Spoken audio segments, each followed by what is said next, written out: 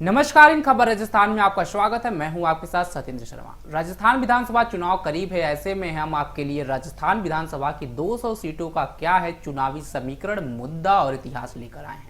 यहाँ हम आपको जयपुर की बंगरू विधानसभा का चुनावी समीकरण, मुद्दा, इतिहास के बारे में चर्चा करेंगे। अगर इस विधानसभा सीट के इतिहास की बात करें तो बंगरू प्राकृतिक रंगों और हैंड ब्लॉक प्रिंटेड के लिए जाना जाता है। बंगरू रैगर और छिपा समुदाय दोनों का घर है। छिपा 100 से अधिक वर्षों से कपड़ा छपाई परंपरा में शामिल है। रैगर चमड़े और उनके उत्पादों, राजस्थानी जूतों और अन्य चमड़े के सामान के निर्माण में शामिल है। रैगर्स बड़ी चमड़ा कंपनियों को कच्चा चमड़ा निर्यात करते हैं और स्थानीय बाजार में भी बेचते हैं। प्रसिद्ध जुगल दरबार मंदिर बंगरू में ही स्थित है। यहाँ बागदा समुदाय द्वारा एक वार्षिक मेला आयोजित किया जाता है, जिसमें पड़ोसी गांव के सैकड़ों लोग शामिल होते हैं। यह शांति का स्थान है और सभी समुदायों को एकजुट करता है। बंगरू शहर के मध्य में एक किला भी है, जो आमतौर पर गणगौर महोत्सव के अवसर पर जनता के लिए खुला रहता है। बंगरू को प्राकृतिक रंगाई, नील रंगाई और कपड़ा वस्तुओं पर लकड़ी के हाथ ब्लॉक प्रिंटेड के लिए भी जाना जाता है। वैसे तो राजस्थान में कई विधानसभा सीटें हैं जहां की जनता सत्ता की आहट को महसूस कर लेती है। इसी में एक सबसे सुरक्षित सीट है बंगरू। इस बंगरू विधानसभा सीट पर हर बार चुनाव में बदलाव हो जाता है। यहाँ एक बार बीजेपी और एक बार कांग्रेस को जीत मिल जाती है। इतना ही नहीं, यहाँ से बीजेपी को जब जीत मिलती है तो वोटों का मार्जिन ज्यादा रहता है। कांग्रेस का मार्जिन से यहाँ पर चुनाव जीत पाती है। इस बार कांग्रेस इस सीट पर किसी युवा को मैदान में उतार सकती है, क्योंकि यहाँ से सिटिंग विधायक गंगा देवी की उम्र 65 साल से अधिक हो गई है। बीजेपी भी अपने पुराने प्रत्याशी को मैदान में उतार सकती है या बदलाव भी हो सकता है। ऐसे में यहाँ की जातिगत समीकरण को देखते हुए दोनों पार्टियां फैसला लेती हैं। यह सीट 2008 के परिसीमन में बनी थी। इसके पहले इसका क्षेत्र सांगानेर और मालवीय नगर विधानसभा सीट में आता था।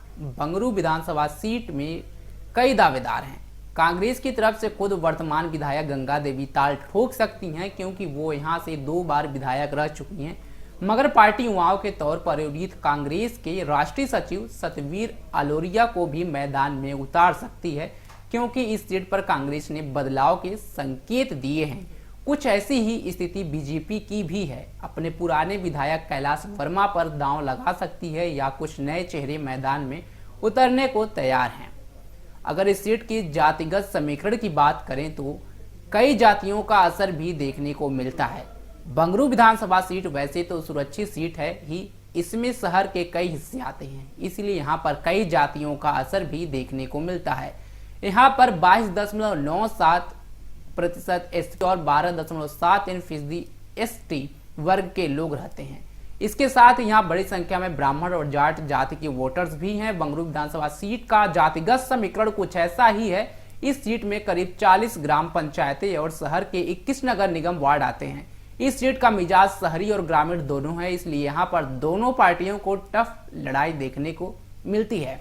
वही अगर बात करें इस सीट के मतदाता की तो बंगरू विधानसभा सीट पर 2,93,929 मतदाता हैं। इसमें से 1,55,404 पुरुष और 1,38,525 महिलाएं हैं।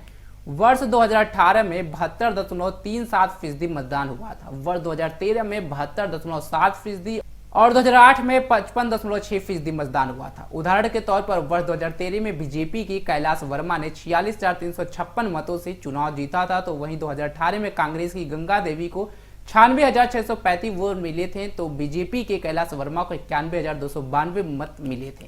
महज कुछ हजार मतों से चुनाव में उन्हें हार मिली थी। वर्ष 2008 में कांग्रेस की गंगा देवी को 57,036 मत, तो बीजेपी के रचपाल कुलदीप को 53,519 वोट मिले थे। अगर यहाँ की समस्या की बात की जाए तो इस सीट पर सीवरेज और कॉलोनियों में सफाई बड़ा मुद्दा है। इसके साथ ही पीने के पानी की बड़ी समस्या है। इस मुद्दे पर भी यहाँ पर चुनाव होता आया है और इस बार भी देखना होगा कि क्या यहाँ का मुद्दा होने वाला है। खासकर यह मुद्दा इस बार भी बना रहेगा। देखना यह होगा कि इस बार की लड़ाई में कांग्रेस और बीजेपी में से कौन जीतता है। खैर, अगर यहाँ के इतिहास की बात की जाए तो जिस तरह से हर साल परिवर्तन होता है, तो उम्मीद लगाया जा रहा है कि इस बार इस सीट से बीजेपी जीतेगी।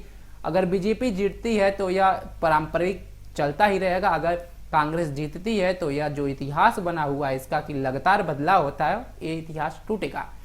राजस्थान से जुड़ी तमाम खबरों की जानकारी के लिए और राजस्थान विधानसभा से जुड़ी तमाम खबरों की जानकारी के लिए आप बने रहें हमारे साथ और देखते रहें इन खबर राजस्थान। धन्यवाद।